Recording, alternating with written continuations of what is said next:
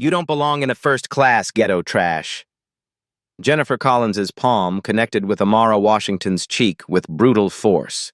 Amara's head whipped sideways, her body slamming into the armrest. Blood bloomed on her bottom lip. 37 passengers gasped. Phones lifted instantly. Jennifer ripped the boarding pass from Amara's grip, then grabbed her coffee cup. Hot liquid splashed across Amara's face and vintage leather bag. That's what happens when people like you don't know your place. Amara wiped coffee from her eyes, her simple jeans and black sweater now stained and humiliating. The woman in 2A was already live streaming, viewer count climbing, 847, 1,203, 2,891. Jennifer towered over her, triumphant. Security's coming for you. But Amara's phone buzzed with a text that would change everything. She glanced at the screen, then back at Jennifer with the faintest smile. Have you ever been publicly humiliated by someone who had no idea who they were really attacking? The live stream counter hit 15,000 viewers in 30 seconds. Jennifer straightened her navy blazer, adrenaline pumping through her veins. 15 years as senior flight attendant had taught her one thing: show weakness once, lose control forever. The coffee-soaked woman in seat 1A needed to learn her lesson. Ma'am, I'm going to need you to gather your belongings. Jennifer's voice carried through the cabin, deliberately loud. You're being moved to coach where you belong. Amara dabbed blood from her lip with a tissue, her movements deliberate and calm. She studied Jennifer's name tag, then her employee ID number hanging from a retractable cord. The phone in her hand buzzed again. Text. Emergency board meeting moved to 10 a.m. Your call.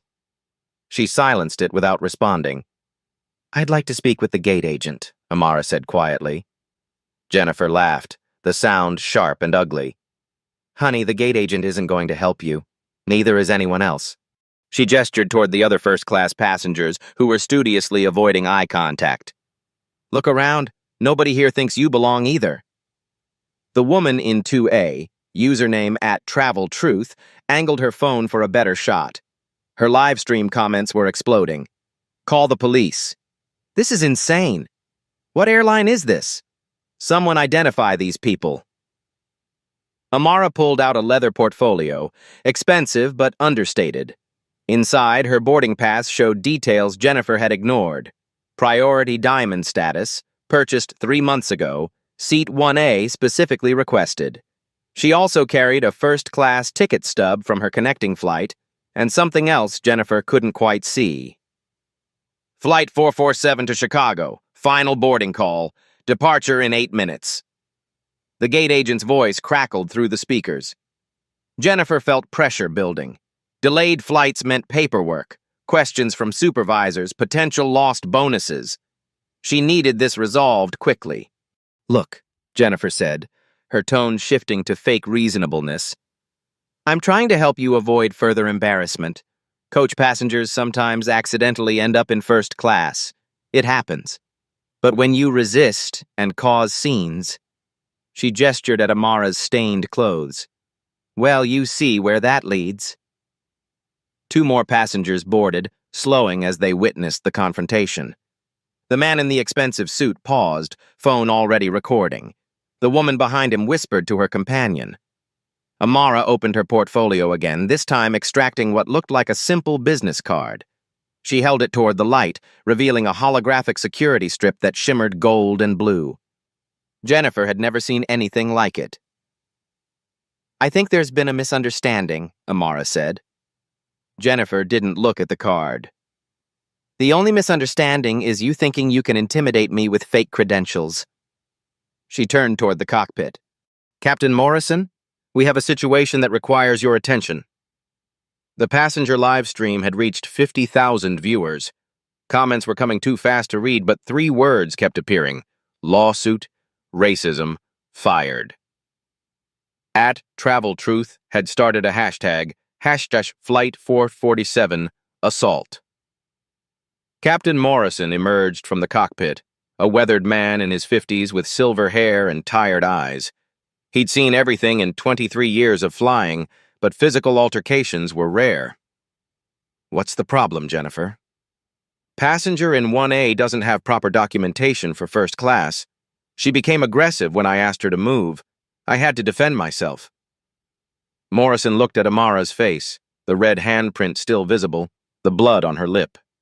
Then at her coffee-stained clothes. His expression darkened. "Ma'am, I'm Captain Morrison. May I see your boarding pass?" Amara handed over her documents. Morrison studied them carefully. The priority diamond status, the purchase confirmation, the seat assignment. Everything appeared legitimate. "Jennifer, this passenger's documentation is valid." Jennifer's face flushed. "Captain, you don't understand. People like her, they forge documents all the time. That's enough." Morrison's voice cut through her protest. "Ma'am, I apologize for this incident. Jennifer will be filing a full report." But Jennifer wasn't finished. The live stream, the passengers watching, her authority being questioned, it all boiled over into rage. "Captain, I've been doing this job longer than anyone. I know a fake ticket when I see one, and I know trouble when I see it." She pointed at Amara. "Look at her. Does she look like she belongs in first class?" The words hung in the air like poison. Travel Truth's viewer count hit 75,000. Someone had identified the airline from the uniform. Their stock ticker was starting to trend on financial Twitter. Amara closed her portfolio and looked directly at Captain Morrison. "Captain, before this escalates further, I think you should know exactly who you're dealing with." Captain Morrison frowned at Amara's cryptic statement, but Jennifer cut him off before he could respond. "Oh, here we go." Jennifer rolled her eyes theatrically for the cameras. "Let me guess. You're somebody important? A celebrity? A politician's wife?" Her voice dripped with sarcasm. "Honey, I've heard every sob story in the book." The live stream counter jumped to 125,000. Comments flooded the screen faster than @Travel Truth could read them. Someone had posted the airline's customer service number. Others were tagging news outlets. 6 minutes to departure," came the gate agent's voice. "All passengers must be seated." Jennifer smiled coldly. "You hear that? Decision time. Coach seat or security escort. Your choice." But Amara's phone was buzzing continuously now, text after text lighting up her screen. She glanced at one. Stock down 3% in last 10 minutes. Board wants immediate response. Morrison stepped closer, studying the situation. In his decades of flying, he'd learned to read people. The passenger looked expensive, not flashy, but quality. Her leather goods were European. Her watch was understated, but clearly costly. And most importantly, she hadn't raised her voice once, despite being assaulted. "Ma'am," he said carefully, "if you have additional documentation that might help resolve this—" "Captain!" Jennifer's voice pitched higher. "With respect, you're being manipulated. This is exactly what they do. They stay calm, play victim, make us look bad." She gestured at the recording passengers. "She probably planned this whole thing for social media attention." The accusation sent whispers through the cabin. Several passengers stopped recording, looking uncertain, but then a new voice entered the fray. "Excuse me, what's happening here?" Susan Martinez, the regional flight supervisor, had boarded after receiving an alert about the delay. Short and stocky with steel gray hair, she radiated authority earned through 28 years in aviation management. Jennifer's face lit up. "Susan, perfect timing. We have a passenger with fraudulent documentation who became violent when confronted." Susan looked at Amara's face, the handprint, the blood, the coffee stains, then at Jennifer's pristine uniform and triumphant expression. Her stomach dropped. "Jennifer, step aside. Now." "But Susan, now." The live stream viewer count hit 200,000. Flight 447, assault, was trending nationally. 3 major news outlets had picked up the story. The airline's social media team was in crisis mode, but their standard responses were being drowned out by public outrage. Susan knelt beside Amara's seat. Ma'am, I'm Supervisor Martinez. I sincerely apologize for what appears to have happened here. May I see your identification and boarding documentation? Amara handed over her driver's license, passport, boarding pass, and the mysterious holographic card. Susan examined each document carefully. The ID was legitimate. Washington State, expensive address in Bellevue. The passport showed extensive international travel. The boarding pass was genuine priority diamond. But it was the holographic card that made Susan's hands tremble. Ma'am, are you with the FAA? No, Amara said quietly. Department of Transportation Oversight? No. Susan's voice dropped to a whisper. Federal Air Marshal? Amara shook her head, the faintest smile playing at her lips. Something like that, but different. Jennifer, who had been straining to hear, pushed forward. Susan, whatever she's telling you, it's lies. I've dealt with con artists before. They always claim to be someone important when caught. The gate agent's voice crackled again. Flight 47, we show departure delay. Archer. Please advise status. Captain Morrison keyed his radio. Ground control, we have a passenger service issue requiring resolution before departure. Copy that. Be advised, we're receiving multiple calls about an incident aboard your aircraft. News crews are en route to the gate. Morrison's blood ran cold. News crews meant corporate attention. Corporate attention meant investigations, paperwork, and potential career consequences. He turned back to the group clustered around seat 1A, where Susan was still examining Amara's credentials with growing alarm. Susan, what's the status? Before she could answer, Jennifer exploded. This is ridiculous! She's playing all of you! Look at her! She gestured at Amara's simple clothes. Does she look like someone important? Does she look like she belongs in first class with paying customers? The racial implications hung heavy in the recycled cabin air. Several passengers shifted uncomfortably. Travel Truth zoomed in on Jennifer's face, capturing every word for her 300,000 live viewers. That's when airport security arrived. Two officers in dark uniforms walked down the aisle, hands resting casually on their equipment belts. The lead officer, a tall black man with sergeant stripes, surveyed the scene with professional calm. We received reports of an assault, Sergeant Williams said. Who needs medical attention? Jennifer immediately pointed at Amara. She attacked me. I was forced to defend myself. These witnesses can confirm she was being aggressive and disruptive. Williams looked around the cabin. Not a single passenger nodded or spoke up to support Jennifer's claim. Instead, several held up their phones, still recording. Ma'am, Williams addressed Amara, do you require medical attention? I don't think so, Amara replied, touching her lip. Though I'd like the assault documented for potential legal proceedings. Williams nodded and began taking photos of her injuries with a departmental camera. The flash illuminated the clear handprint on her cheek, the split lip, the coffee stains across her clothing. Anyone else witness what happened? A dozen hands raised instantly. Travel Truth stepped forward.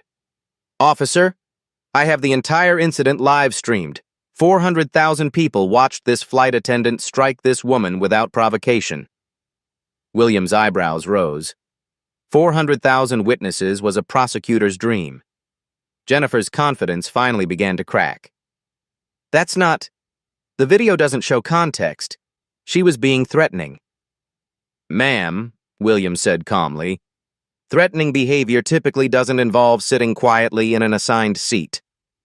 Captain Morrison stepped forward, desperate to regain control. Officers, if we could handle this quickly, we have a schedule to maintain. But Susan Martinez was still staring at Amara's holographic card, her face growing paler by the second. She looked up at Captain Morrison with an expression of pure panic. Captain, we need to talk. Privately. Right now. Susan, whatever it is can wait. No, Susan's voice cracked. It absolutely cannot wait. Captain, we may have just committed a federal crime. The words hit the cabin like a physical blow. Jennifer's face went white. Captain Morrison's hand started shaking. Sergeant Williams stepped closer, his casual demeanor shifting to high alert. And through it all, Amara sat calmly in seat 1A, watching her phone as another text arrived. News crews at 3 major airports. This is now a national story. How do you want to proceed? She looked up at the circle of increasingly panicked faces surrounding her. I think, she said quietly, it's time we had an honest conversation. Susan Martinez pulled Captain Morrison 3 steps away, her voice barely audible over the cabin's tense murmur. Captain, look at this card. Her hands trembled as she held up the holographic identification. I've seen these before. Only twice. Both times during federal aviation audits. Morrison squinted at the shimmering surface. Corporate logos shifted beneath the hologram. Multiple airline brands, including their own. At the bottom, barely visible script read, Aviation Holdings Consortium, Board Authorization Level 9.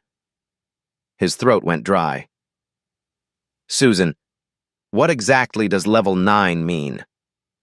It means she can ground our entire fleet with a phone call. Meanwhile, Jennifer watched the whispered conversation with growing anxiety. The live stream had passed 500,000 viewers. Flight 447 assault was trending in 12 countries. Her supervisor looked like she'd seen a ghost, and the captain's face had lost all color. Something was very, very wrong. Sergeant Williams stepped closer to Amara, his trained eye cataloging details he'd initially missed. Her shoes were Italian leather, easily $800. Her simple watch was a Patek Philippe, $30,000 minimum. The coffee had splashed across her bag, revealing a barely visible embossed logo, a stylized airplane inside a golden circle. Ma'am, Williams said quietly, I need to ask directly. What's your occupation? Amara glanced at her phone. Another text. Federal Aviation Administration requesting immediate conference call. Transportation Secretary's office also calling. She looked up at the sergeant, then at Captain Morrison and Susan, who were still whispering urgently. Jennifer stood frozen, sensing the shift in power but not understanding it. Sergeant Williams, before I answer that, I need to know, are you familiar with federal aviation regulations regarding assault on commercial aircraft? Yes, ma'am. It's a federal crime, prosecutable under multiple statutes. And if the assault victim happens to be a member of the airline's board of directors? Williams' eyes widened slightly. That would elevate it to a federal felony with mandatory minimums. Jennifer's breath caught. Board of directors? That was impossible. Board members were old white men in expensive suits, not young women in jeans and coffee stains. Captain Morrison broke away from Susan, his face ashen. He approached Amara with the careful steps of a man walking on thin ice. Ma'am, my supervisor has shown me your credential. We need to understand exactly who we're dealing with here. Amara stood slowly, her movement causing the entire cabin to fall silent. Even the live stream comments paused, 600,000 viewers holding their collective breath. She reached into her portfolio and withdrew a second document. Official letterhead, multiple signatures, a gold seal. She handed it to Captain Morrison. This is my appointment to the board of Skyline Aviation Holdings, dated 18 months ago. Skyline currently owns controlling interest in 47 commercial airlines worldwide, including this one. Morrison's hands shook as he read. The document was genuine. He could tell from the watermarks, the official seals, the legal language. At the bottom, a signature line. Amara Washington, Chief Executive Officer and Founder. CEO. Not just board member. CEO. Furthermore, Amara continued, her voice carrying clearly through the cabin, Skyline Aviation Holdings acquired its controlling stake in this airline specifically to address systemic issues with customer service and workplace culture. She gestured at her stained clothes, her injured face. Issues exactly like this. Jennifer felt the blood drain from her face. CEO. The word echoed in her mind like a death knell. She'd struck the CEO, On camera, in front of 700,000 witnesses. Susan stepped forward, her career flashing before her eyes. Ms. Washington, on behalf of the airline, I want to offer our most sincere— Susan. Amara's voice cut through the apology. In 18 months of ownership, how many discrimination complaints have been filed against this airline's staff? Susan's mouth opened and closed soundlessly. The number is 847, Amara said calmly. I have the files. 847 complaints, resulting in 0 terminations and $23.4 million in legal settlements.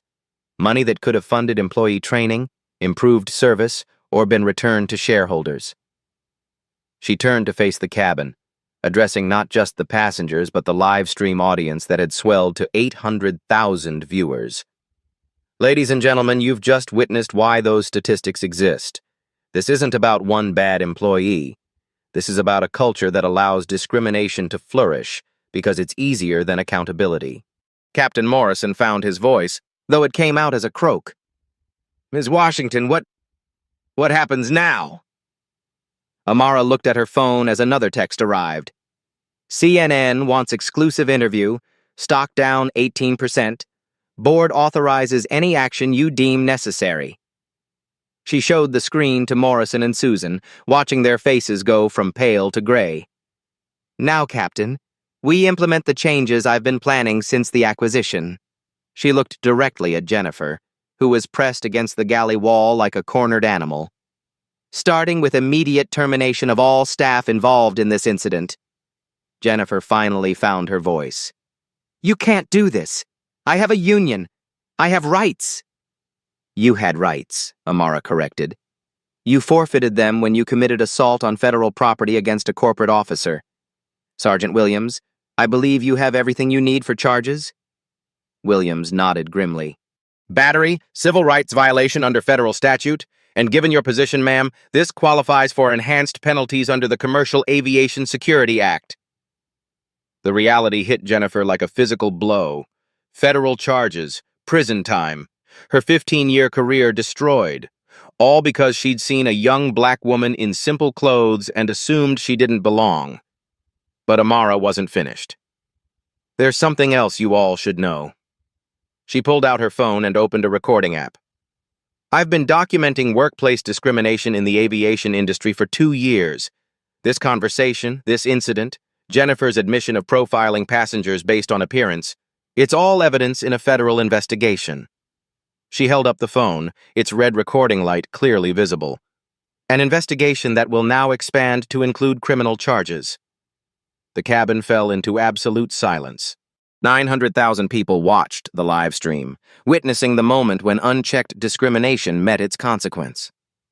Jennifer slumped against the galley wall, tears streaming down her face. Susan stared at her ruined career. Captain Morrison wondered if he'd still have a job tomorrow. And Amara Washington, CEO and founder of a billion-dollar aviation empire, sat back down in seat 1A. The seat she'd paid for, the seat she'd been assaulted for occupying, the seat that had just become ground zero for the airline industry's reckoning with discrimination. Now, she said quietly, let's discuss how we're going to fix this. Amara's phone rang before anyone could respond. The caller ID showed, FAA Administrator, direct line. She answered on speaker. Ms. Washington, this is Administrator Patricia Chen. We're monitoring the situation via social media. Do you require federal intervention? The cabin fell silent. Even at Travel Truth's live stream comments stopped scrolling, as 1.2 million viewers absorbed the implications of the Federal Aviation Administration's top official personally calling a passenger. Administrator Chen, thank you for reaching out. We have local law enforcement on scene, and I believe we can resolve this internally with appropriate oversight. Understood. However, given the nature of the assault and your position, this incident falls under mandatory federal review. We'll need a comprehensive report within 24 hours. Jennifer's legs gave out. She slid down the galley wall to the floor, the full weight of federal investigation crushing her hopes of minimizing the situation. Of course, Amara replied. You'll have complete cooperation. She ended the call and immediately dialed another number. Legal Department, This is Davidson. Richard, it's Amara. We have a situation on Flight 447. I need emergency board authorization for immediate personnel actions and policy implementation. Ma'am, I have 12 attorneys monitoring your live stream. We're already preparing documentation. Captain Morrison stepped forward desperately. Ms. Washington, surely we can handle this through normal channels. Corporate discipline, retraining programs. Captain, Amara interrupted, her voice carrying the quiet authority that had built a billion-dollar empire. In the 18 months since acquisition, this airline has paid $23.4 million in discrimination settlements. Your normal channels have failed 847 times. She stood and faced the cabin, addressing both the passengers and her massive online audience. The average commercial airline generates $147 per passenger per flight. This aircraft has 189 passengers. Do the math. That's $27,783 in revenue for a single flight. Susan frantically pulled out her calculator, already knowing where this was heading. Now, Amara continued, factor in the cost of discrimination. Legal fees, settlements, regulatory fines, reputation damage, lost bookings. This single incident will cost approximately $50 million by year's end. The number hit the cabin like a shockwave. $50 million. From one flight attendant's decision to strike a passenger. Her phone buzzed with an urgent text from the airline's CEO. Board meeting moved to emergency session. Media requesting immediate statement. Stock down 22%. Please advise course of action. Amara showed the text to Captain Morrison. Your CEO is requesting guidance from me, on my own aircraft, after your employee assaulted me. Morrison's career flashed before his eyes. 23 years of flying, gone because he'd failed to control his cabin crew. Richard, Amara continued into her phone, I need immediate termination paperwork for Jennifer Collins, employee ID 47291. Susan Martinez, regional supervisor, will face disciplinary review pending investigation of her oversight failures. Susan's face crumpled. Ms. Washington, please. I have 2 kids in college. I've worked here 28 years. 28 years of enabling discrimination, Amara cut her off. Your regional division has the highest complaint rate in the company. 127 incidents in 18 months under your supervision. Jennifer looked up from the floor, mascara streaking down her cheeks. Please, I have a mortgage. My husband lost his job last year. I can't. This will destroy my family. For the first time, Amara's expression softened slightly, but her voice remained firm. Jennifer, you destroyed your own family the moment you decided that striking a passenger was appropriate behavior. Actions have consequences. Her phone rang again. This time, the caller ID showed the airline's corporate headquarters. Ms. Washington, this is CEO Michael Harrison. I'm calling to personally apologize and assure you that we'll take immediate corrective action. Michael, Amara replied coolly, still on speaker. You've been CEO for 3 years. In that time, discrimination complaints have increased 340%. What corrective action are you referring to? Silence on the line. Harrison clearly hadn't expected his owner to have statistics memorized. Furthermore, Amara continued, your quarterly reports consistently show declining customer satisfaction scores, with specific complaints about staff behavior toward minority passengers. What's your explanation? Ma'am, we've implemented diversity training programs that have failed spectacularly. Jennifer completed your diversity training 8 months ago. How did that work out? The live stream counter hit 1.5 million viewers. Financial news channels were now covering the story live, with stock analysts discussing the potential impact on the airline industry as a whole. Amara pulled out a tablet and began scrolling through documents. Here's what's going to happen, effective immediately. First, all staff involved in this incident are terminated with cause. No severance, no references, no unemployment benefits. Federal assault charges proceed without corporate interference. Jennifer sobbed louder, but Amara continued relentlessly. Second, Mandatory retraining for all flight staff conducted by federal civil rights instructors. Cost $12 million annually. Third, implementation of real-time bias monitoring systems on all aircraft. Body cameras for flight attendants, passenger feedback integration, and AI analysis of customer interactions. Susan looked up desperately. The union will never approve body cameras. The union doesn't have a choice. Federal mandate supersedes collective bargaining when passenger safety is involved. Amara's legal expertise showed. Under the Commercial Aviation Safety Act, assault prevention measures are non-negotiable. Captain Morrison tried one last appeal. Ms. Washington, these changes will cost hundreds of millions.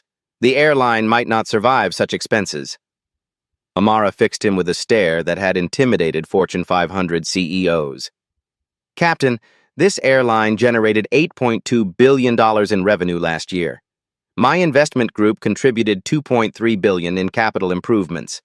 We can afford to treat passengers with basic human dignity. She scrolled to another document on her tablet.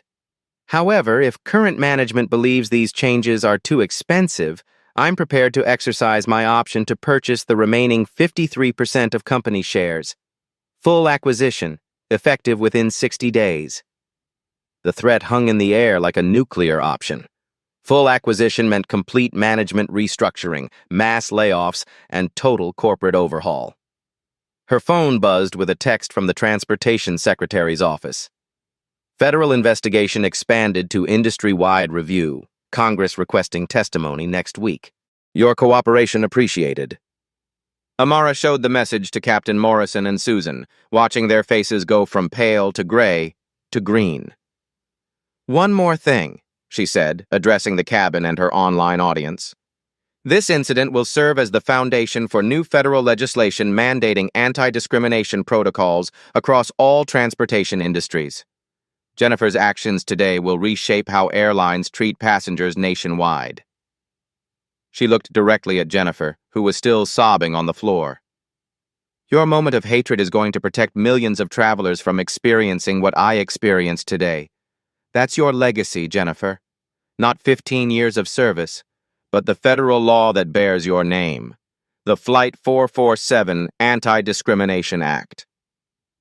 The cabin remained silent except for Jennifer's muffled sobs and the distant sound of news helicopters circling the airport.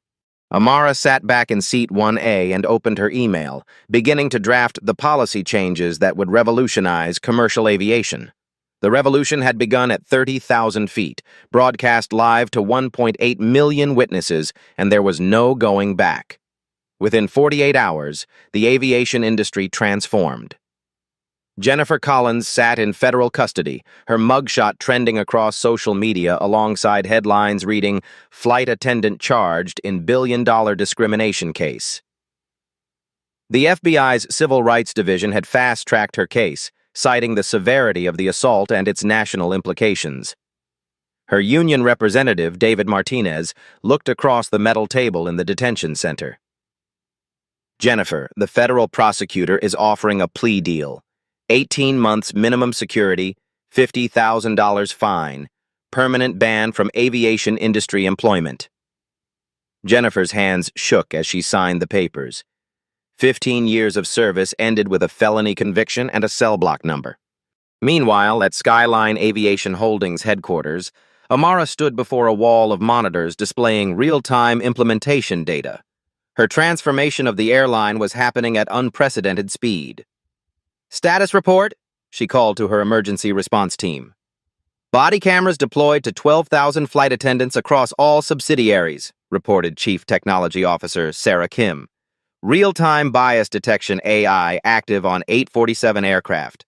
First day results show 89% reduction in customer complaints." The technology was revolutionary. Microscopic sensors analyzed voice patterns, facial expressions, and body language during passenger interactions.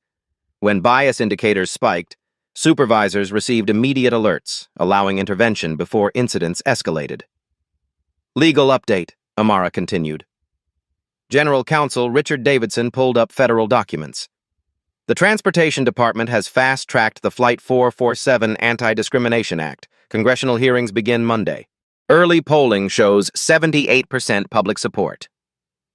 The proposed legislation mandated bias training, real-time monitoring, and severe penalties for discrimination across all transportation sectors. Airlines, trains, buses, and ride-sharing services would all fall under federal oversight. On her tablet, Amara reviewed the human cost. Susan Martinez had been demoted but retained as a diversity training coordinator, her 28 years of experience redirected toward preventing future incidents. Captain Morrison faced a 6-month suspension and mandatory sensitivity training, but would keep his job. "What about industry-wide adoption?" Amara asked. "Remarkable," replied Chief Operating Officer James Wright. 17 major airlines have implemented similar policies voluntarily.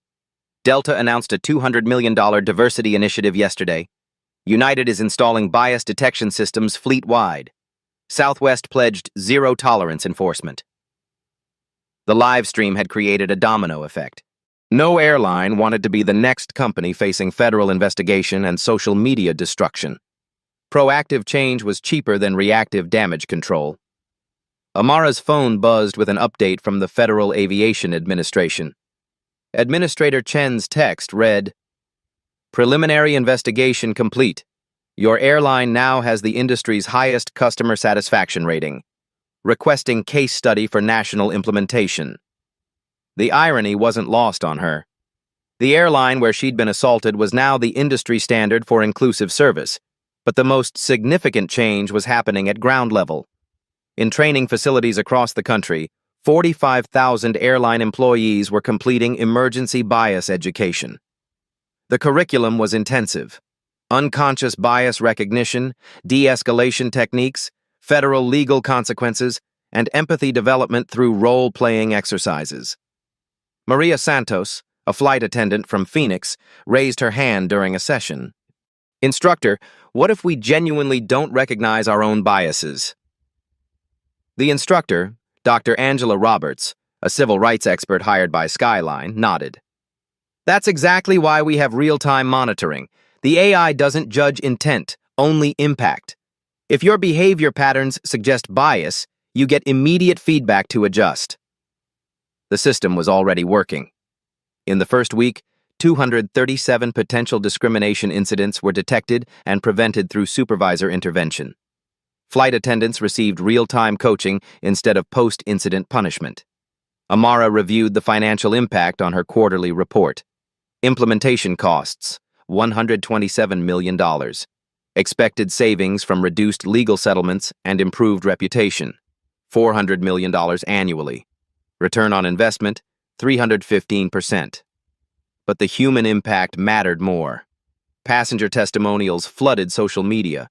An elderly Muslim woman tweeted, "First time in years I wasn't randomly selected for extra security screening." A disabled veteran posted, "Flight attendant actually helped me with my bags instead of sighing loudly." The #RespectInFlight hashtag, created by @TravelTruth, had generated 12 million posts celebrating improved airline experiences. Amara walked to her office window, looking down at Seattle's skyline. Her phone showed 847 unread messages, interview requests from major networks, speaking invitations from corporations, and book deal offers from publishers. But the message that mattered most came from her younger sister Maya. "Watched your testimony to Congress. Dad would be proud. You turned pain into progress." Their father had died 5 years earlier after facing similar discrimination during his immigrant journey from Ethiopia. He'd taught Amara that true power meant lifting others up, not tearing them down. Her assistant knocked and entered. "Ms. Washington, the president's office called. They want to discuss appointing you to the National Transportation Safety Board." Amara smiled. The girl who'd been slapped for sitting in first class was being considered for federal appointment. "Schedule it for next month," she replied. "I want to see our first quarter discrimination data before taking on additional responsibilities." The data was already promising. Complaints down 91%. Customer satisfaction up 67%. employee retention improving as workplace culture shifted from fear-based compliance to respect-based service. Most importantly, no passenger had been physically assaulted on any Skyline-affiliated airline since Flight 447. Jennifer's legacy was indeed federal law, but not the way she'd intended. The Flight 447 Act passed Congress with bipartisan support, creating the strongest anti-discrimination protections in transportation history. The final irony came 6 months later, when Jennifer was released from minimum security prison. Unable to work in aviation, she took a job at a customer service call center. Her first training manual was titled Dignity First, Lessons from Flight 447. Her former victim's philosophy had become her rehabilitation curriculum. Amara kept a framed photo on her desk, the moment from Flight 447 when she'd shown her CEO credentials to Captain Morrison. Not as a reminder of her humiliation, but of her transformation from victim to victor through systematic change rather than personal revenge.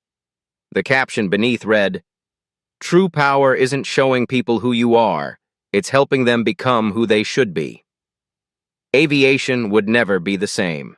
Neither would transportation, hospitality, or any industry where service providers held power over customers. The live stream seen by 1.8 million people had created a new standard of accountability that rippled far beyond a single flight. Sometimes revolution begins not with violence, but with one person refusing to accept unacceptable behavior and having the power to ensure it never happens again. The quiet strength of systemic change had proven more devastating than any lawsuit and more permanent than any punishment. 2 years later, Amara Washington stood at the podium of the United Nations Human Rights Council in Geneva, addressing delegates from 193 countries.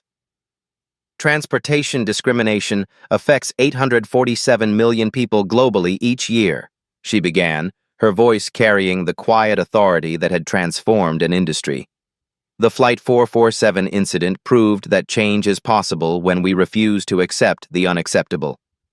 The audience included transportation ministers, civil rights leaders, and technology innovators who had gathered for the inaugural Global Transportation Equity Summit. The event existed because a flight attendant had made the worst decision of her career on a live-streamed aircraft.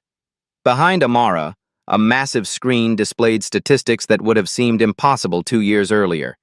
94% reduction in transportation discrimination complaints globally, 156 countries implementing bias detection technology, $12.7 billion invested in equity training programs worldwide. 0 recorded physical assaults on commercial aircraft in 18 months. The ripple effects had exceeded every projection. What began as airline reform had expanded to trains, buses, ride-sharing services, hotels, and restaurants. The Dignity First protocol was now taught in business schools across 6 continents. Jennifer Collins watched the speech from her small apartment in Phoenix, where she worked as a customer service representative for a medical billing company. The irony of her situation wasn't lost on her. She spent her days being yelled at by frustrated patients, experiencing the powerlessness she'd once inflicted on others. But Jennifer had changed, too.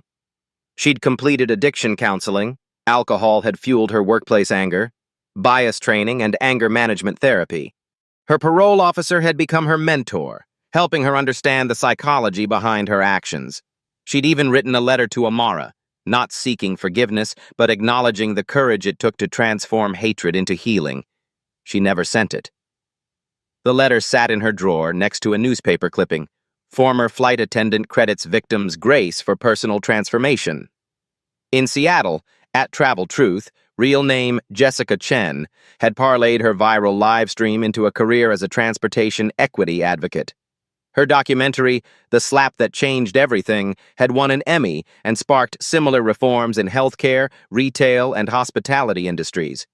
Her TikTok account, now followed by 4.8 million people, featured daily stories of positive service interactions, celebrating progress while maintaining vigilance against backsliding. Captain Morrison, after completing his suspension and sensitivity training, had become one of the airline's most effective diversity ambassadors. He flew the same route monthly, personally ensuring every passenger felt welcomed and respected. His logbook entry from Flight 447 had become legendary in aviation circles. Day discrimination died at 30,000 feet. But the most profound change was generational. Airlines now recruited flight attendants differently, prioritizing emotional intelligence and cultural competency alongside safety training. New hires underwent 200 hours of bias education, more time than Jennifer had received in 15 years of employment. Aviation schools integrated the Flight 447 case study into mandatory curricula. Students analyzed every decision point, learning how unconscious bias could escalate into federal crimes within minutes. The technology revolution continued expanding. Skyline's bias detection AI, initially designed for airlines, now operated in hospitals, schools, courtrooms, and police departments. Real-time feedback prevented discrimination before it occurred, creating systemic culture change through immediate accountability. Amara's foundation, Quiet Power Initiative, had distributed $500 million in grants supporting discrimination victims and funding bias prevention programs globally. The foundation's motto, "Transform pain into progress," reflected her father's immigrant wisdom about turning suffering into strength. Her book, The Power of Quiet Strength, had spent 47 weeks on bestseller lists, but she donated all royalties to transportation workers' education funds. Even Jennifer's former colleagues received training opportunities through programs her assault had funded. The corporate world had taken notice. Fortune 500 companies recruited Amara as a board member, seeking her expertise in crisis management and cultural transformation. Her quiet leadership style, data-driven, empathetic, focused on systems rather than individuals, had influenced executive training programs worldwide. But perhaps the most meaningful change was personal. Amara still flew commercial, often in economy class, testing her own company's commitment to equal treatment. Passengers occasionally recognized her, but she discouraged special treatment, preferring to experience service as any customer would. Last month, flying from Los Angeles to Chicago, she'd watched a young flight attendant handle a difficult passenger with perfect professionalism. The passenger, drunk, belligerent, making racial comments, had been de-escalated through techniques pioneered after Flight 447. No violence, no humiliation, no viral videos. Just human dignity preserved through proper training and systemic support. That attendant had been hired after Jennifer's termination, trained in facilities funded by discrimination settlement money, using protocols developed from federal legislation bearing Jennifer's name. The circle of justice was complete. Amara's speech in Geneva concluded with a challenge. Every person in this room has witnessed discrimination. The question isn't whether injustice exists, it's whether we have the courage to live stream our response to it. She looked directly into the cameras broadcasting her words to 67 million viewers worldwide. True change happens when ordinary people refuse to accept extraordinary cruelty as normal. When they document it, share it, and demand better. When they transform their worst moments into everyone else's best opportunities. The delegates rose in sustained applause, but Amara's attention focused on her phone, where real-time social media responses were flooding in. This is why I share every discrimination story I see. Recording bias when I witness it. Your courage inspires mine. Starting diversity training at my company because of your example. These real-life stories of transformation proved that touching stories could become catalysts for systematic change. Black stories of triumph over adversity resonated globally, inspiring action across cultures and continents. Life stories like Flight 447 demonstrated how individual courage could reshape entire industries. The live stream that began with hatred had evolved into a movement powered by hope. As Amara left the podium, her phone buzzed with a message from her airline's customer service department. Year 2 results: 99.7% passenger satisfaction. 0 discrimination complaints this quarter. The transformation is complete. But she knew the work was never truly complete. Vigilance was the price of dignity, and every flight, every interaction, every moment of service was an opportunity to choose respect over discrimination. If this story moved you, your voice matters in creating change. Share this video with someone who needs to see that quiet strength can transform entire industries. Document discrimination when you witness it. Your phone might be someone's only evidence for justice. Have you experienced discrimination while traveling? Share your story in the comments below. Your experience could inspire the next breakthrough in civil rights protection.